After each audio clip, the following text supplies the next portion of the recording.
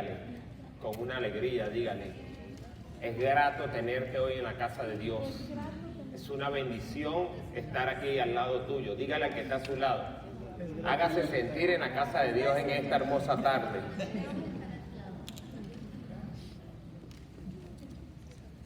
Que Dios le bendiga y le guarde. La paz, el amor y la misericordia de Cristo pueda reposar en cada vida y en cada corazón. Diga fuerte amén. Amén. Cuando decimos amén es así sea. Y cuando el predicador suelta la palabra de bendición, usted tiene que aprender a atesorarla en su corazón. Le damos gracias a Dios primeramente por permitirnos estar hoy en este lugar. Gracias al pastor, a la pastora, cada líder, gracias a cada uno de los que está aquí por recibirnos. Como el pastor decía, radico en Venezuela. La ciudad se llama Maracay. Maracaibo son los hermanos. En realidad Maracaibo es una de las ciudades principales de nuestro país. Lamentablemente es la que más está siendo afectada por la crisis del país. Pero confiamos en un Dios de poder que tiene todo bajo su control. Y muy pronto Venezuela va a salir de la crisis que está viviendo, porque sabemos que cuando Dios procesa un país es por algo grande que está por venir. Amén. Y eso lo hemos creído. Ahora, radico allá en Venezuela, me congrego en una iglesia llamada Canaán, donde pastorea mi hermano en Cristo, Juan Tobar, superintendente del distrito centrollano de las Asambleas de Dios de Venezuela. Soy ministro de culto de las Asambleas de Dios y estoy predicando a tiempo y fuera de tiempo, donde el Espíritu Santo me permite llevar el mensaje de salvación. Amén. Salí hace 1 mes y medio de Venezuela a hacer una gira por diferentes países. Ahorita nos toca Estados Unidos, estamos en Panamá, Puerto Rico, Dominicana, Costa Rica, Brasil, Argentina, México, Haití, en muchos lugares, en 11 años que tengo de llamado, 9 años de ministerio, pero Dios nos ha permitido ir a cada lugar a llevar una palabra de salvación, de restauración, edificación, consuelo y de bendición. Amén. Y hemos visto mucho la mano de Dios en los milagros. Por eso creemos en lo que decía el pastor. Dios es un Dios de milagros, de poder. El que no cree por la palabra tiene que creer por las señales que Dios envía por medio de sus siervos. Y en esta hermosa mañana voy a compartir con usted un pequeño mensaje titulado La ceguera de la fe. ¿Cuántos creen que la obra de Dios se mueve por fe? ¿Cuántos lo creen? ¿Cuántos vinieron a buscar un milagro de parte de Dios? Ok, vamos a ubicarnos en el libro de Hebreos, capítulo 11, versículo 1. Dios bendiga a los pastores de Venezuela. Bueno, son de acá, pero son venezolanos. Y sí es verdad, la mejor arepa es la de Venezuela. Dios bendiga mucho, gracias al enlace de Colón, de allá, una ciudad que para mí, después de Venezuela, es la ciudad que más amo. De verdad que me ha tocado hacer un trabajo allá fuerte. Duré hace 2 años, hice un trabajo de calle durante 12 días predicando a más de 31 bandas directivas, donde más de 300 jóvenes cambiaban Biblia, pistolas por Biblia, y pudimos ver la mano de Dios obrando en la ciudad. Déselo cuenta, Cristo Jesús.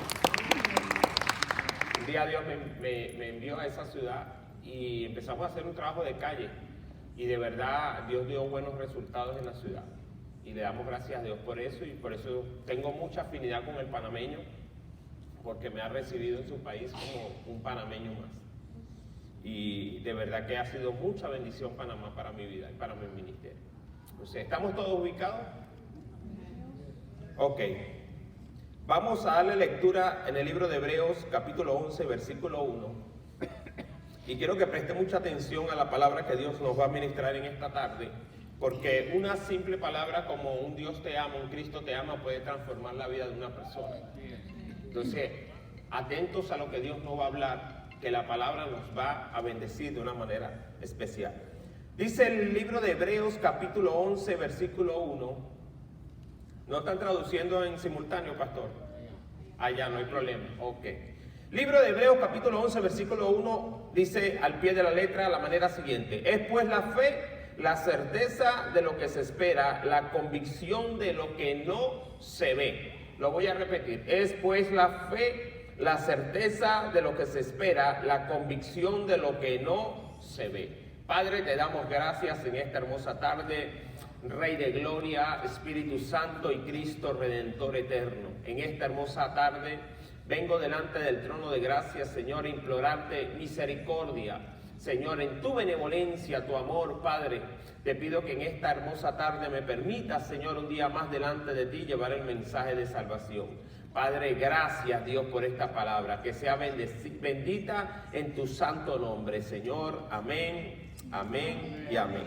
Si usted le regala una fuerte ofrenda de palmas a Jesús, yo se lo agradezco de corazón.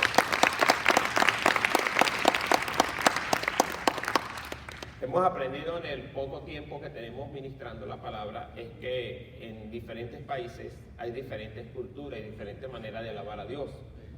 Pero aquí están, la mayoría de los que están aquí, algunos son puertorriqueños, panameños, dominicanos, mexicanos, que es lo que más está aquí en Texas, y conozco todas esas culturas.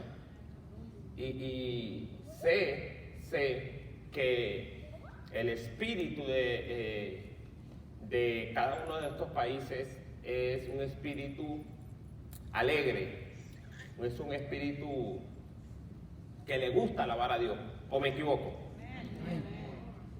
¿Sí o no? Algunos que quedaron así como que a duras penas.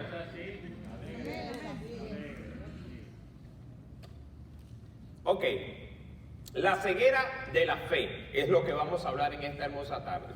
Vamos a ver algunos principios, algunos pasajes bíblicos, cómo actuaron los hombres de la fe. Cuando nosotros hacemos una lectura o hacemos el análisis en esta palabra, el libro de Hebreos capítulo 1 representa lo que se le llaman el cuadro de honor de los héroes de la fe. Él da una definición de cómo actuaron los hebreos en el Antiguo Testamento en los momentos dificultosos, pero creyeron en aquella palabra que había salido de la boca de Dios y actuaron en una actitud de fe. Ahora, de estos tres pasajes bíblicos, de este pasaje bíblico tan corto pero tan poderoso, hay tres palabras clave. La primera de ellas es la palabra certeza. ¿Qué es certeza? En el griego original es hupotasis.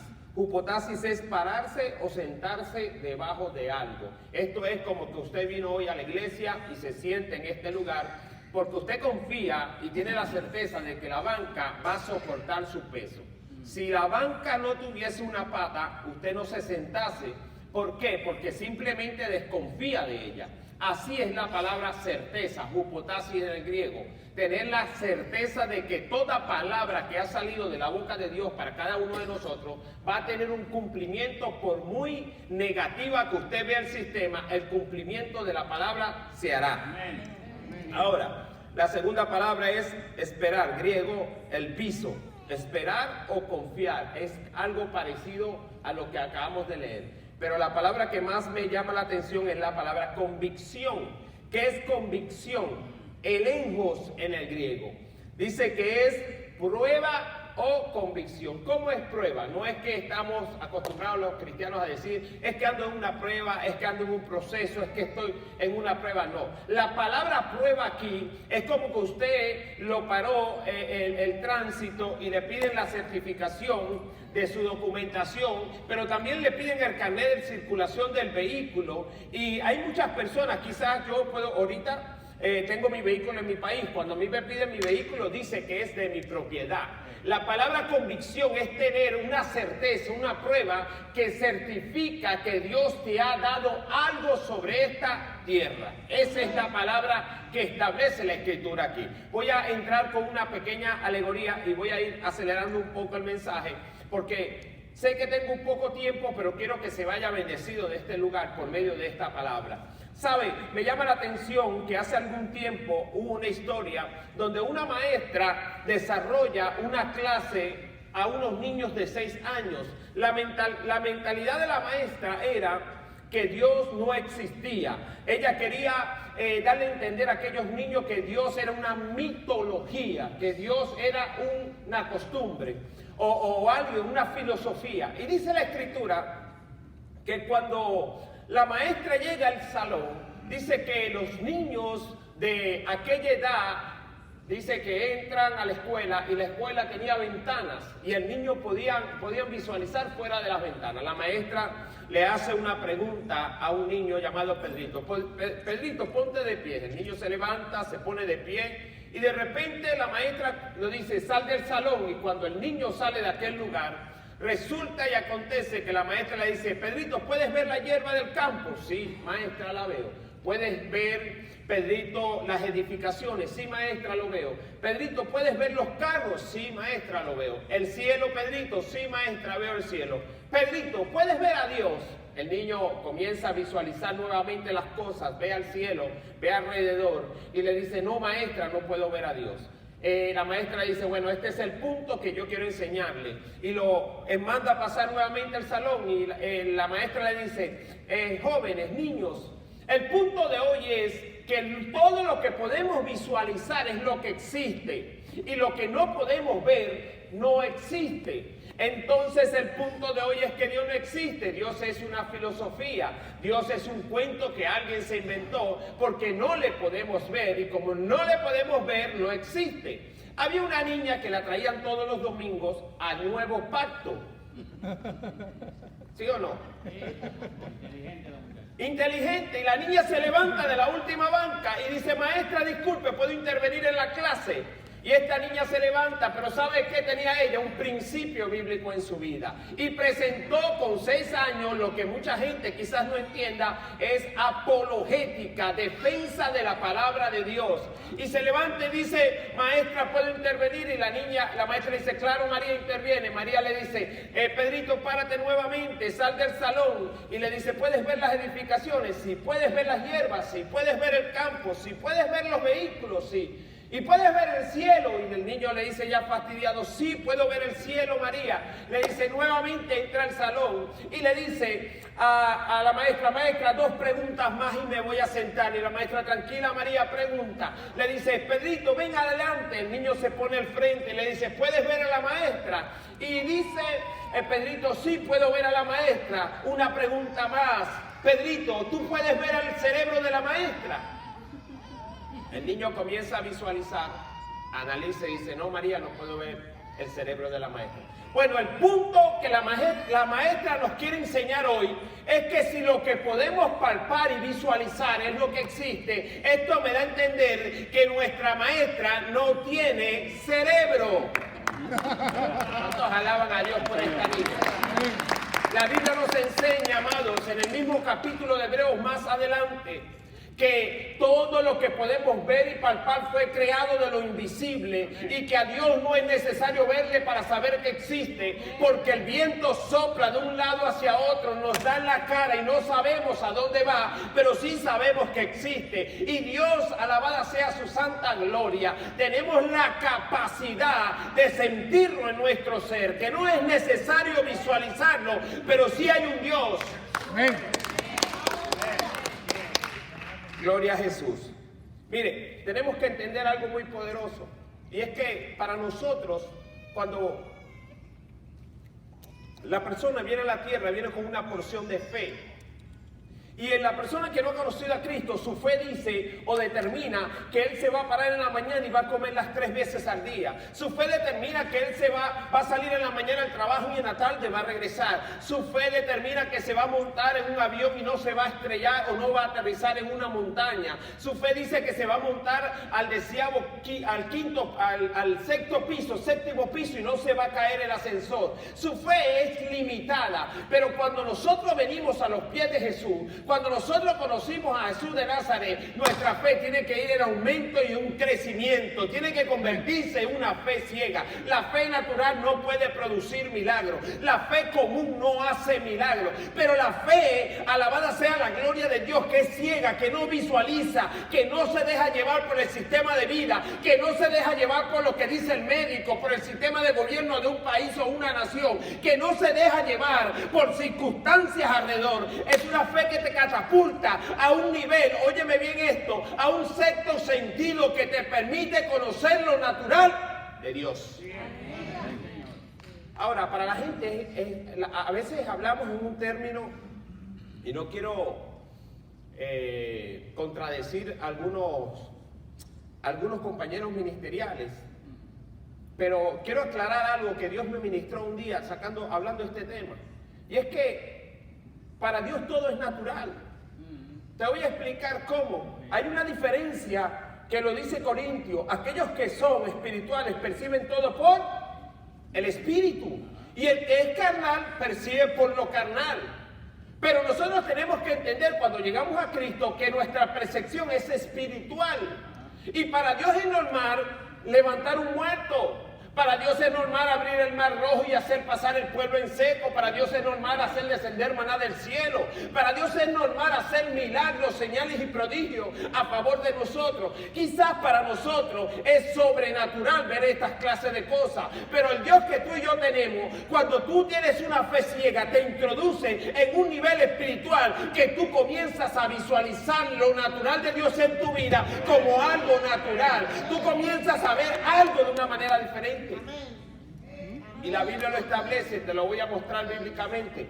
El libro de Marcos capítulo 10 versículo 46 en adelante, dice la escritura que hay un hombre que es ciego. Este hombre, dice la Biblia dice que perdió la vista en el caminar. No sé qué pasó, no sé por qué, pero en el caminar perdió la vista. Y dice la escritura que el hombre tenía la capacidad de inteligencia. ¿Sabe por qué? Porque en el momento que Bartimeo va a la encrucijada de Samaria y de Judea, él sabe que en el tiempo que él se va a sentar ahí a ese lugar para pedir limosna, él sabe que va a pasar algo. ¿Y qué va a acontecer? Todas las personas van a Jerusalén a adorar el tiempo de la Pascua. Y dice la escritura que él se sienta en la encrucijada del camino a pedir limosna. Y lo que hace Bartimeo es algo que cuando está en ese lugar pasa el profeta, le da la limosna, pero no soluciona el problema. Pasa el pastor, le da la limosna, pero no le soluciona el problema. Pasa el apóstol, pasa el maestro, pasa el levita y le dan limosna, pero no le están solucionando el problema. Ahora te quiero hacer una aplicación en este día. Yo necesito un voluntario joven que levante su mano. Mira la princesita, Dios la bendiga. ¿Alguien más que quiera ser voluntario? Ok, la sierva se ve fuerte. Ahí no, ahí sentadita. Yo quiero que zapatee. ¿Saben lo que es zapatear? Dele. Ahí está bien. Ok. ¿Alguien más que pueda zapatear hoy? Ok. Zapatee usted, sí. Ok. Ahora háganlo todo completo. Ahora deje. Hágalo, siervo. Hazlo, siervo. Hazlo, siervo. Ahora todo. ¿Hay o no hay una diferencia? Resulta que todas las personas que han pasado van caminando en una actitud normal. Una actitud que solamente se escucha un paso. Bartimeo tiene la capacidad de oír más afinado. Su oído se ha afinado porque ha perdido la vista. Y él está ahí en ese lugar y está escuchando que alguien viene caminando. Pero de repente, ahora háganlo todo, zapateen todo. De repente hay una multitud que va caminando. Ya no es uno, ya dejen de zapatear. Ya no es uno, ya no es dos, ya no es tres. Ya es una multitud. Y la multitud está marcando una diferencia. ¿Y cuál es la diferencia? Es que alguien va caminando con ellos. ¿Y quién es el que camina con ellos? El Cristo Redentor de gloria. Yo vengo a preguntarle a alguien en esta tarde, ¿quién está caminando contigo? ¿Quién es él? Alguien alaba a Dios. Si alguien entiende lo que Dios le está diciendo en esta hermosa mañana. Mire, quiero que entienda y comprenda que cuando Dios se movía, Jesús se movía en la tierra, se movían más de 12,000 personas con él. Según el exégesis bíblico, donde Cristo andaba, iban miles de personas. Pero ¿sabe algo? Muchas personas en la caravana que va hacia Jerusalén con Cristo iban cojos, iban mancos, iban mudos, iban ciegos, iban gente con conflictos, con problemas, con necesidad de restauración, iban familias destrozadas, aún iban a los muertos, los llevaban, porque la Biblia dice que los llevaban en caravana a donde estaba Cristo. Ahora mi pregunta es, ¿por qué esta gente está ahí? Bartimeo está en ese lugar y él escucha que alguien le dice, es que va caminando Jesús de Nazaret. Él entiende que ese hombre que va caminando es aquel que había de venir a la tierra y podía hacer milagros a su favor. Y él comienza a levantarse y comienza a gritar, oh hijo de David, ten misericordia de mí. Oh hijo de David, ten misericordia de mí. Y resulta que el sistema de vida, la gente comienza a decirle, cállate. Yo te voy a decir algo en este día. Alguien tiene que entender esto, porque no todo el mundo entiende lo que Dios está hablando con él. No todo el mundo te está entendiendo lo que Dios te está diciendo a ti, porque Dios te lo está diciendo es a ti, no se lo está diciendo a otra persona. Y cuando tú le dices que está buscando un milagro sobrenatural, la gente te va a decir, estás loco, Dios no va a hacer eso, menos en este tiempo. Pero tú sigue alzando tu voz, tú sigue diciéndole, oh hijo de David, ten misericordia de mí. Alguien tiene que seguir alzando su voz. Alguien tiene que seguir confiando porque el milagro está a punto de suceder. Déjame decirte que tú no eres la única iglesia que se congrega a esta hora. Déjame decirte que tú no eres el único que estás orando a esta hora. Tú tienes que entender que hay billones de personas en el mundo orando por un milagro. Pero tu determinación en fe, tu fe ciega, tu fe determinante es lo que va a hacer que Dios se detenga y diga qué quieres que te haga. Porque a Bartimeo le estaban diciendo, cállate, no molestes al maestro, y él más gritaba. Él decía, no me interesa el sistema, no me interesa lo que estoy viviendo, no me interesa lo que está pasando, me interesa es que ahí va Jesús y yo tengo que detener su avance. Tienes que entender algo muy poderoso y tienes que comprender que si andas buscando un milagro grande, grande es lo que tienes que pedir y buscar delante de Dios. Tenemos que comprender que nuestra fe, porque mira, yo quiero que entiendas algo. La fe ciega es aquella fe que ve mucho más allá de lo normal. ¿Por qué? La gente viene al médico y le dice, es que tienes un cáncer terminal, y la gente se echa a morir. Yo he visto gente que se ha muerto, ni siquiera la enfermedad le ha comenzado a atacar y ya se está muriendo. ¿Por qué? Porque su fe es golpeada y la gente mengua. Le voy a decir algo, mi hermana le dio metástasis, un cáncer acelerado, le dieron 3 meses de vida, y cuando a ella le dijeron 3 meses de vida, ella se justificó, óyeme bien, diciendo, estos 3 meses voy a predicar en los hospitales. La gente era sanada, la gente Dios la ha sanado, y ¿sabe qué pasó? Pasó el 3er mes, el 4º mes, el 5º mes, el año, y Dios la sanó completamente. Mire, yo vengo del país más conflictivo actualmente en el mundo. Pero ¿sabe qué he aprendido? Que en medio de la crisis, la mano de Dios está con una bandera todavía diciendo, aquí estoy. He visto hombres, milagros tan sorprendentes, que he visto hombres morir y resucitar con autopsia. ¿Cómo yo no voy a creer en Dios cuando veo a un hombre que se para en un púlpito a decir que él duró 8 horas muerto, le sacaron los órganos vitales de su cuerpo y sin órganos resucitó? Y actualmente tiene todos sus órganos de plástico, con válvulas. ¿Cómo yo voy a decir que Dios no existe? ¿Cómo yo no voy a creer en los milagros sobrenaturales de Dios? ¿Cómo no voy a creer que cuando el médico dice, hasta aquí llega la ciencia, es donde Dios dice, de aquí en adelante empiezo yo a ser a favor tuyo? Lo tienes que entender. Porque cuando Dios te ve una actitud diferente. Tú te puedes ver como tú quieras en el espejo, pero cuando Dios te ve en el futuro. Dios te ve más allá de lo que tú estás viendo hoy. La visualización humana tiene un tope, tiene un límite y te deja que la crisis te mantenga ahí. Pero la visión de Dios te va mucho más allá de esto. Y si no me crees, ve lo que pasó en el libro de Jueces con un hombre que es miedoso. Está zarandeando el trigo en el lagar a escondida y el espíritu o el ángel de Jehová le habla: varón esforzado y valiente. Dios nunca te va a ver como tú te ves. Dios nunca va a ver tu crisis como tú la estás visualizando. Dios nunca va a ver tu problema como tú lo puedes percibir. Dios siempre, mira, óyeme bien, Óyeme bien, porque Dios habla antes. Dios no te dio la palabra cuando tú naciste, sino antes que tú nacieses. Dios no te dijo a ti las cosas después que viniste a la tierra, sino antes que llegases a la tierra.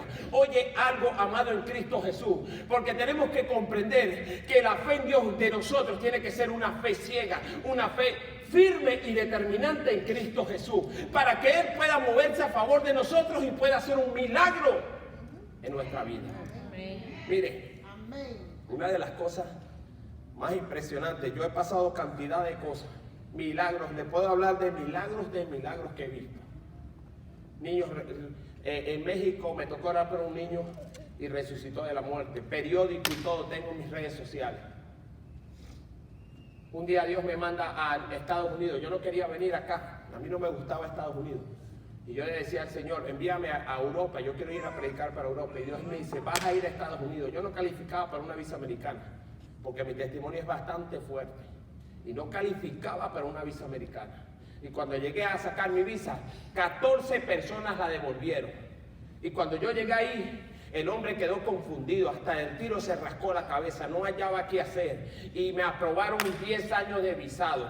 Desde esa vez, la primera vez que Dios me envía a Estados Unidos, me dice, vas a ir a Laredo a predicar. ¿Y sabe cuántos aviones tuve que agarrar esa vez? Me vine Venezuela, Puerto Rico, Miami, Dallas, Houston, Laredo. Y lo tremendo era que llegaba, el día jueves llegaba a Miami, y el día viernes en la mañana salía yo para Dallas, y de Dallas Houston, y de Houston Laredo, y no conocía a nadie aquí en este país, nada más un pastor que me estaba esperando en Laredo. Y en mi actitud de fe, de Puerto Rico a Miami, le digo al Señor, si tú me enviaste, de Venezuela a Puerto Rico son 45 minutos de avión, de Puerto Rico a Miami son 2 horas y media, casi las 3 horas. Y cuando voy en el avión, ¿sabe cuando usted se monta en el avión, cada turbulencia lo agarra? Ahí me comencé a arrepentir nuevamente y le dije, Señor, si el avión se cae, que me vaya contigo. Y comencé a dialogar con Dios y le dije, si tú vas conmigo y me envías a este país, tú tienes que responder por mí. Y si es que vas conmigo, hospédame en Miami. No conozco a nadie, no hablo inglés bien, no hablo español bien, menos inglés. Le dije, pero usted tiene la capacidad de hospedar. Usted tiene la capacidad de hacer milagros. Usted tiene gente en Estados Unidos. Y llegué a Miami y me paré así en el aeropuerto y comencé a esperar y decía, aquí estoy esperando por ti. Y ahí pasé 40 minutos en el aeropuerto. Y de repente llegó un hombre pequeño así, ni remotamente se le veía a los americanos por ningún lado. Pero tenía, bueno, no le veía a los latinos, perdón, se le veía, era ojos verdes, pelo amarillo, cejas amarillas. Es más, yo nunca había venido a Estados Unidos. ¿Qué me voy a imaginar yo que ese hombre era latino? Y cuando lo veo, empezó como que una conexión ahí entre nosotros. Y de repente me la acerco y le digo, disculpe, usted habla español. Y enredado me dice un poquito, ¿qué decía? Le digo, ando buscando un hotel económico. Me dice, donde yo estoy no hay hoteles, no hay habitaciones, pero todos los hoteles están colapsados. Si usted quiere, vaya conmigo a ver si conseguimos dónde hospedarse. Y de repente me dice, ¿de dónde vienes? Y yo le digo, yo soy de Venezuela, soy misionero, predicador. Y me dice, wow, qué bendición, varón. Y yo me quedo como que esta es una cita celestial. Y cuando comienza a dialogar conmigo, me dice, hace 2 días yo estaba en mi casa armando mi maleta para venirme a Miami y el Espíritu me visitó y me dijo, Elías, cuando llegues a Miami, la habitación que vas a alquilar tiene que tener 2 camas. Y el pastor le dijo, Señor, ¿cómo que 2 camas? Es que mi siervo va en camino a predicar a Miami y tú lo vas a hospedar. Oiga, porque ni remotamente yo había hecho la oración 2 días antes. Pero la Biblia dice, antes que tus labios sean abiertos, ya le he hecho el orquestamiento necesario para darte la bendición que tú necesitas. Y cuando tú le crees en fe a Dios, Dios mueve y hace los orquestamientos que Él necesite a favor tuyo. Ahora dime lo que tú estás pidiéndole a Dios y te diré el tamaño del milagro. Dime la fe que tú tienes en Dios y te diré el tamaño del milagro de lo que Dios va a hacer en tu vida. Yo me acuerdo que aquel hombre me decía, wow, hasta hoy es mi amigo. ¿Y usted sabe dónde pastorea él? En Sao Paulo, Brasil. Ni siquiera era americano. ¿Usted cree que cuando yo entendí que Dios lo había mandado y la oración había sido escuchada, que yo tengo una pizca de duda de que Dios me envió. No, de esa agenda de 10 paralíticos, 8 se levantaron. Milagros creativos vi en la mano de Dios.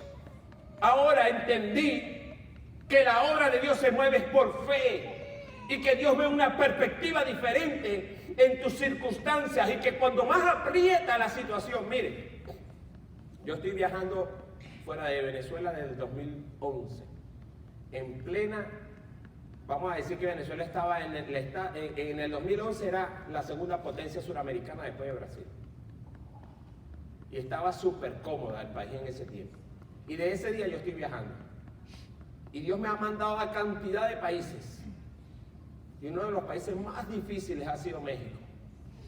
Por la situación del país. Y me ha tocado bregar 8 a 9 años en México. Costa Rica, Panamá. La ciudad de Colón en Panamá no es fácil. Pero ahí me ha llevado el Señor. Hoy camino todas las calles de Colón para arriba y para abajo tranquilo y en paz. ¿Sabe por qué? Porque toda la ciudad me conoce. Saben que fui el predicador que agarró y predicó esquina por esquina, barrio por barrio, se metió en la delincuencia, en las cárceles a llevar un mensaje de transformación para la ciudad. Pero le he creído a un Dios que me llamó. Le creo a ese Dios que tiene poder. Porque en medio de esta crisis de mi país, hasta hoy Ebenezer, la mano de Dios ha estado conmigo, porque le creo.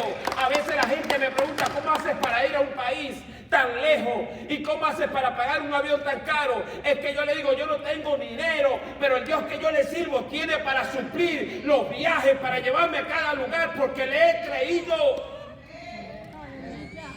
Aparte que a mí no me salvaron de balde, a mí me salvaron con propósito.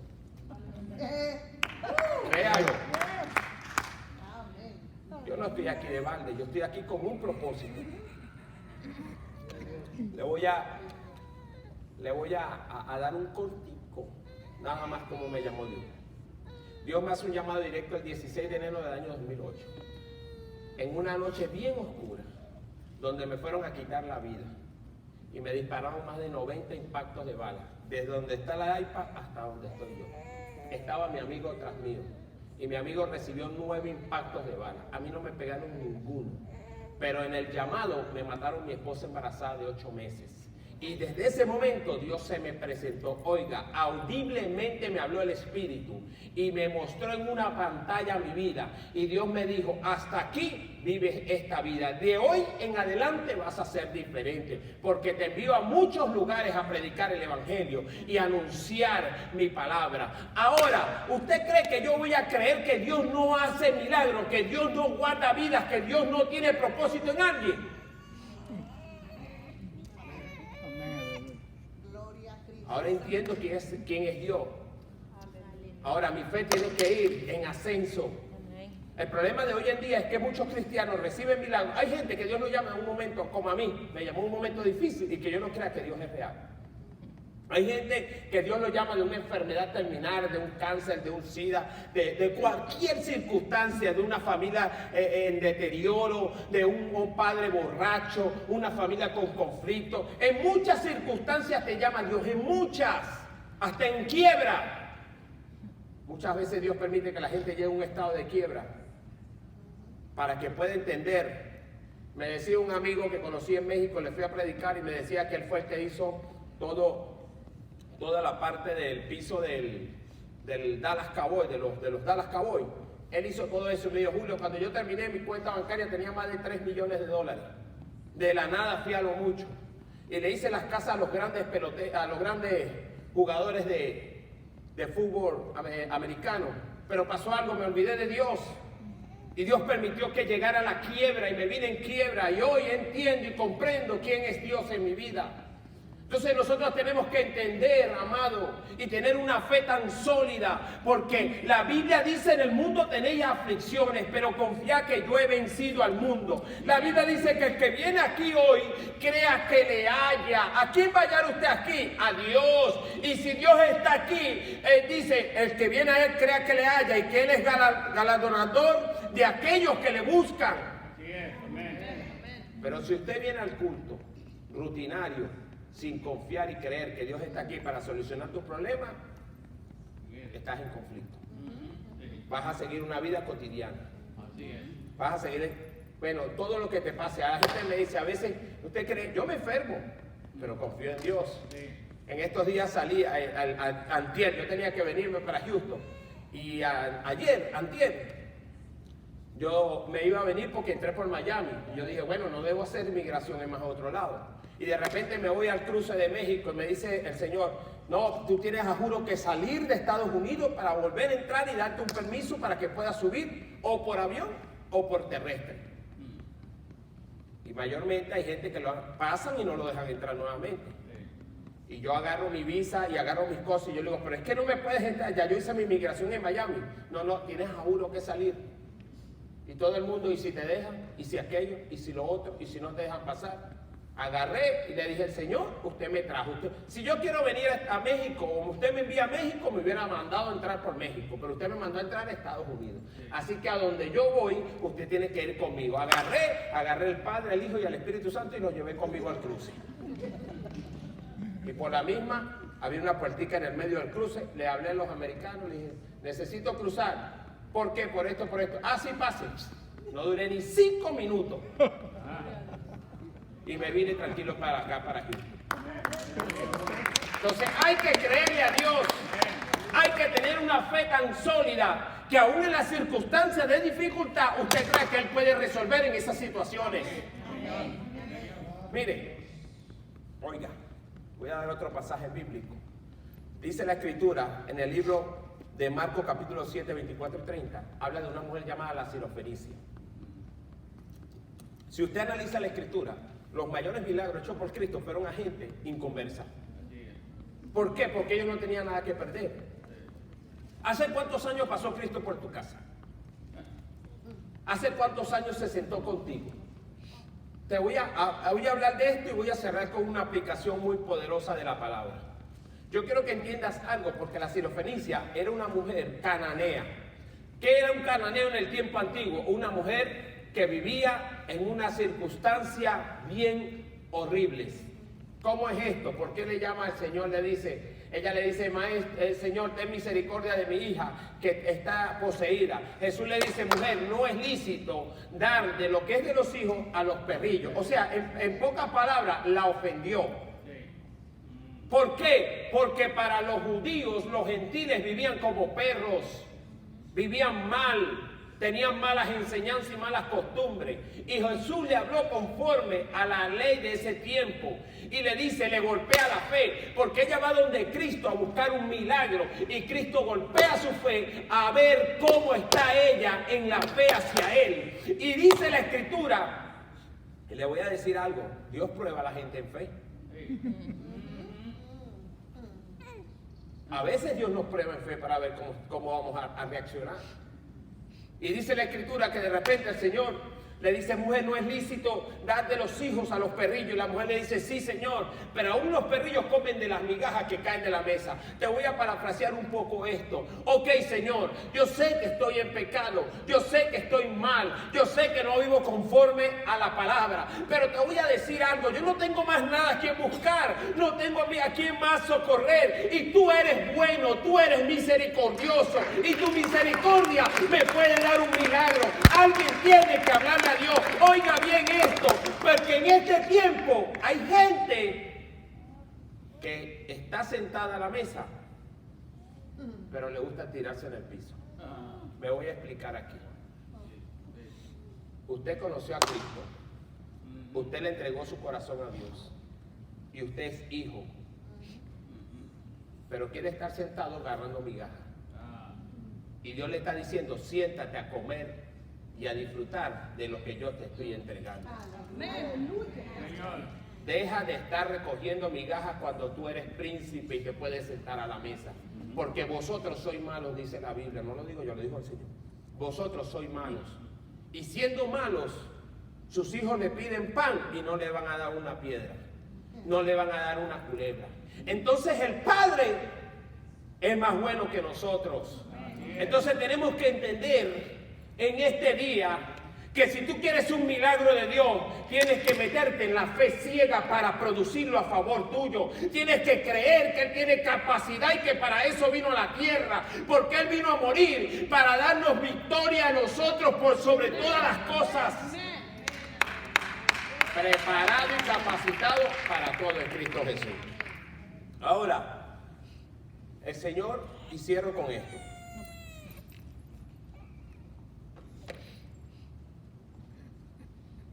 ¿A qué hora no me pasó, pastor? No me fijé en la hora que me pasaron, pero ya llevo como 30 minutos.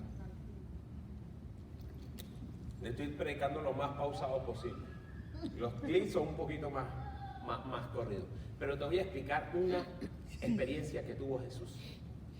¿Cuántos son amigos de Jesús? Yo voy a ver las manos de los amigos de Jesús. ¿Tú sabes lo que es un amigo? Es mucho más allá que un discípulo.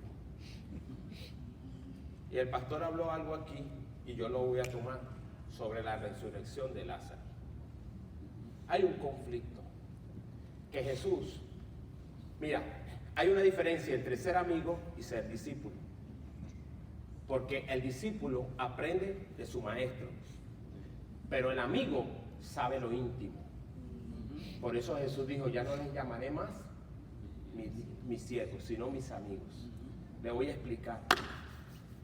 Está la familia de Lázaro, María y Marta, y están los discípulos. Estos no entran en el plan de discipulado, pero entran en los de los amigos. De vez en cuando Jesús pasaba por Samaria, por la aldea de Marta y de Lázaro, Betania, de vez en tiempo pasaba por Betania. Y se sentaba con Lázaro, Marta y María. Y de repente, óyeme bien, estaban dialogando. Y de repente Jesús le decía, tienes que ver, Lázaro, cuando le dije a aquel hombre, tus pecados te son perdonados. Los fariseos estaban enardecidos, no hallaban qué hacer, estaban en una actitud. Y el hombre recibió el milagro y no hallaban qué hacer, sus bocas estaban calladas. No, tienes que ver, María, cuando iba por allá y una mujer que ella legalmente tenía que haber entrado diciendo, soy inmunda. Pero esa mujer, su fe era tan grande que no le importó perder la vida con solo tocar mi manto. Y fue tan poderosa la fe que ella tuvo que yo solté poder sin desearlo. Y la gente quedó impresionada. Aún Pedro no entendía, me dijo, maestro, la multitud te aprieta, ¿cómo es que salió poder de ti? Y la mujer recibió su milagro porque tuvo una fe. Tienes que ver, María, cuando iba caminando y de repente me senté por allá y un hombre me dijo, maestro, un romano, un centurión se levantó y me dijo, maestro, mi siervo está enfermo y está muriendo. Y me levanté y iba a ir a su casa y de repente el hombre, tanta fe, que me dice, no es necesario que vayas, tú di la palabra porque soy hombre bajo autoridad. Y mando a fulano y va, y le digo a mi siervo, ven y viene, y le digo a aquel anda y aquel va, y me dice, y me mandan y yo tengo que obedecer. Tú solamente di la palabra. Y qué impresionante que este hombre recibió la palabra. Y el siervo fue sanado en aquella hora. Tenían que ver todo lo que el periódico del momento decía. Hombre llamado el Mesías anda haciendo milagros por todo aquel lugar. Tenías que ver, María. Marta, te tenías que sorprender. Lázaro, tenías que ver la gloria cuando yo caminaba en aquellos lugares. La semana que viene me toca Houston. Empezaba a preparar Jesús la agenda. Y de repente, ¡pum!, se enfermó Lázaro. Y empieza a desfallecer. Y la enfermedad lo empieza, yo no sé qué le dio, pero lo estaba matando. Jesús estaba como a 15 minutos caminando. Y de repente le envían carta a decir, óyeme bien cómo le dicen, el que tú amas está enfermo. Y Jesús está predicando una campaña. Y Jesús le dice, no puedo ir porque estoy predicando. Maestro, pero Lázaro, estoy predicando. Al tercer día, Lázaro murió. Y de repente, maestro, Lázaro ha muerto. Y Jesús, vamos a la aldea que Lázaro no está muerto, Lázaro duerme.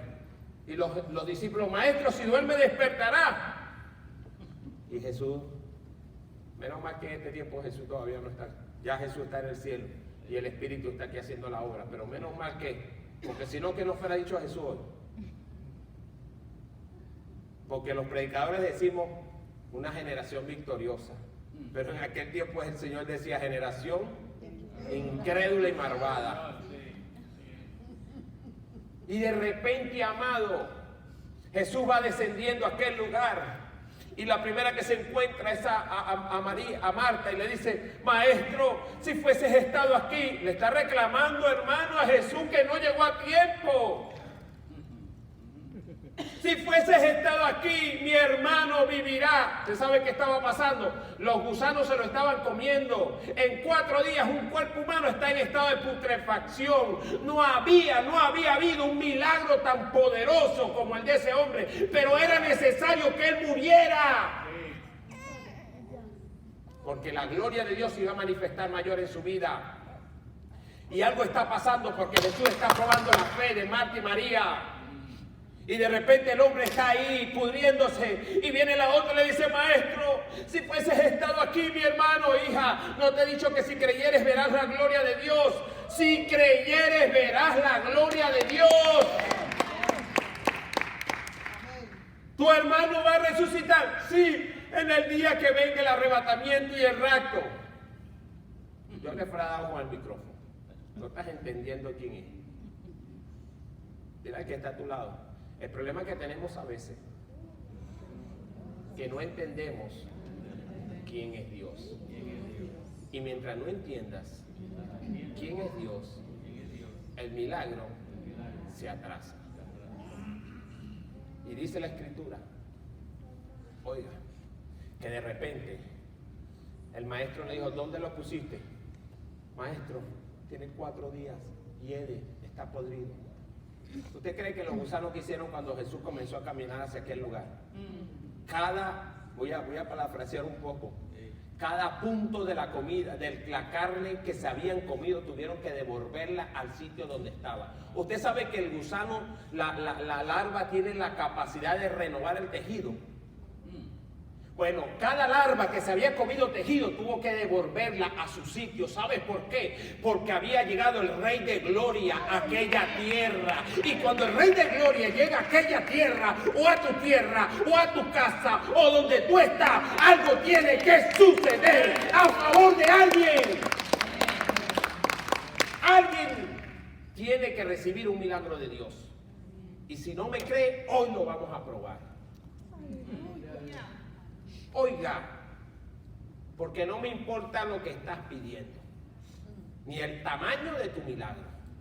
Tengo a un Dios que está por encima. Nada más dice la Biblia que el cielo es su trono y la tierra es estrado de sus pies. Oiga bien, porque cuando Cristo llega a aquel lugar, le dice, quita la piedra. Y de repente le habla, le dice, Lázaro, ven fuera. Y resucitó, no resucitó. Pero ahora voy a parar un punto aquí. Jesús está probando la fe de esta mujer. Y algo acontece. Qué tremendo es que esta gente eran amigos de Jesús. Jesús de vez en cuando los visitaba. Compartía un café. Compartía las tortillas mexicanas, las arepas venezolanas. Compartía el arroz con pollo que hacen los panameños, que no tiene comparación en el mundo. ¿Cómo es que le llaman? Arroz con guandú, es que le dicen en Puerto Rico. Guandule. O sea, compartía con ellos, era su amigo, vivían las vivencias, Jesús les narraba lo que hacía y cuando tuvieron el problema, no creyeron en él. Y eso fue lo que afectó. El versículo más corto de la Biblia dice, Jesús lloró. ¿Por qué lloró Jesús? A Jesús no le importa lo que dice la gente. A Jesús no le importa lo que digan los de afuera. A Jesús lo que le importa es lo que tú digas de Él. El concepto que tú tengas de Él. Lo que tú puedas creer que puede hacer en tu vida y en tu familia. Lo que tú puedas creer. Eso lo afectó. Cuando Él vio que estas mujeres no le están creyendo, dice que se conmovió en el espíritu y lloró. ¿Por qué? Porque eran sus amigos. Le falló la fe en el momento más determinante. Y eso es lo que afecta a la obra de Dios. Porque nosotros hoy en día, usted tiene que visitar a Venezuela. Vaya y haga un viaje allá. Puede haber escasez de comida, puede haber crisis, puede haber necesidad, pueden haber todos los demonios que le den la gana allá, pero la fe en Cristo no nos falla. Créame que no nos falla, porque si no, no estuviese aquí predicando, no estuviese haciendo misiones en otros países. Pero sí creo en ese que nos sustenta. Me dijo, quédate 5 meses en Venezuela sin salir. Me enfermé, me operaron y todo lo costeó el Señor. Porque he creído en un Dios que tiene poder. Allá si usted no cree en Dios, se muere porque no hay medicina. Pero ¿sabe algo? La gloria de Dios es tan grande que la gente saca a sus enfermos de los hospitales y los llevan a la campaña. Porque hay un Dios que hace milagros. Oiga, esto, hace algunos años atrás, y con esto voy a culminar el mensaje, tenemos que tener una fe ciega para poder entender quién es Dios en nuestra vida. Dios es amigo tuyo, amado. Dios es amigo tuyo, amado. Tú no estás acepto en la presencia de Dios. Dios no se olvida de ti. Créame que Dios no se olvida de nosotros. En estos días fui a un lugar muy difícil ahí en frontera con Laredo y el Señor me dijo, estas palabras, tú no estás en las manos del hombre, tú estás en mis manos. Y mientras estés en mis manos, yo voy a obrar a favor tuyo. Y créame que obró a favor mío. Entonces tenemos que entender que Dios controla mente, corazón y espíritu. Hasta el mismo Satanás se tiene que sujetar a Cristo. Y eso tenemos que aprenderlo y entenderlo. No hay problema en la tierra que Dios no pueda resolver. Con solamente hacer así, se resuelve el problema, si Dios así lo determina. Así que tenemos que creerle a ese Dios de poder, a ese Dios que transforma. Mire, si no me cree, pregúntemelo a mí. Desde los 5 años sumergido en la brujería y la hechicería. Sacerdote en el nivel más alto de la brujería. El sistema de vida me arrinconó a hacer lo peor. Pero cuando el mundo no daba nada por mí, Él dio su sangre en la cruz del madero. Y dijo, voy a hacer un cambio en su vida. Hoy me carga de nación en nación y de país en país, predicando la palabra. Porque me llamó un día para algo. Y yo creí que Él me llamó para eso. Y mi fe es tan sólida, tan sólida. ¿Me han golpeado en fe? Sí, me han golpeado. ¿Me han probado? Sí, me han probado. Una de las cosas más tremendas fue que mi mamá le dio un derrame cerebral. ¿Sabes lo que es un derrame cerebral? Y yo llego a buscar a mi mamá a la casa y la veo, temblaba la tensión por más de 250, la presión arterial temblaba, y cuando la llevo al médico, yo tenía que salir a Dallas a una campaña. El día miércoles, el día domingo le dio el derrame, y cuando llego donde el médico, la primera doctora me dice, le hace los exámenes, le dice, parece que tiene un derrame cerebral y hay que llevarla al hospital. Y cuando la voy trasladando, comienzo a dialogar con Dios y le digo al Señor, voy a suspender la agenda, no me puedo ir, mi mamá está enferma, tiene un derrame, y si se me muere yo estando por allá, y comienzo a hablar con Dios. Y así, sarcástico, me dice el Señor, ¿tú eres médico? Yo no sé si usted ha escuchado la voz de Dios o Dios habla con usted, pero déjeme decirle que yo he tenido experiencias audibles con Dios. Y en el carro iba llevando a mi mamá y me dijo, ¿tú eres médico? Tú no sabes que si a mí me place que se muera, te vayas o te quedes, se va a morir. Pero si tú vas a cumplir el miércoles conmigo, yo me hago responsable de tu familia. Porque aunque tú te quedes, tú no eres el doctor. Y aparte que no eres doctor, no vas a poder velar por ella porque me está faltando a mí. Y yo agarré y le dije, mamá, si usted se va a morir, se va a morir. Y si no, esta enfermedad no es para muerte. Yo voy a seguir predicando el evangelio. El día miércoles me monté, mi mamá le hicieron los exámenes, le dio un derrame transitorio. No sé qué es eso. El doctor me dijo fue que el derrame de sangre Salió y con la misma se desapareció. Cuando él me dijo se desapareció, yo dije, ese es Dios que está obrando. Agarré mi avión a Dallas, prediqué. Mira, aquí es difícil una campaña. Usted ve mis redes sociales y Dios me ha usado. He estado delante de 7,000 personas, pero también he estado en iglesias pequeñas. He visto milagros creativos, pero a veces es difícil. Y aquí en Estados Unidos, desde el 2013 estoy entrando a Estados Unidos a predicar. Y es difícil ver un milagro. Difícil, hermano. Pero ¿sabe algo? Es culpa del pueblo, no culpa de los predicadores. Porque si usted no cree, Dios no obra. Y crea algo. Ganarse 17 almas en una campaña de 3 días es una gran bendición aquí en este país. Y esa semana nos ganamos 17 almas que hoy en día, por lo menos 12 están dando fruto en la iglesia. Entonces, era necesario pasar por el proceso. Pero qué bendición que cuando yo estaba predicando y terminé el día domingo, mi actividad, la respuesta de Dios fue que mi mamá ya estaba caminando, ya estaba hablando, ya estaba haciendo las cosas, estaba completamente sana. Ahora, Dios anda buscando a alguien que le crea. Póngase de pie en esta tarde.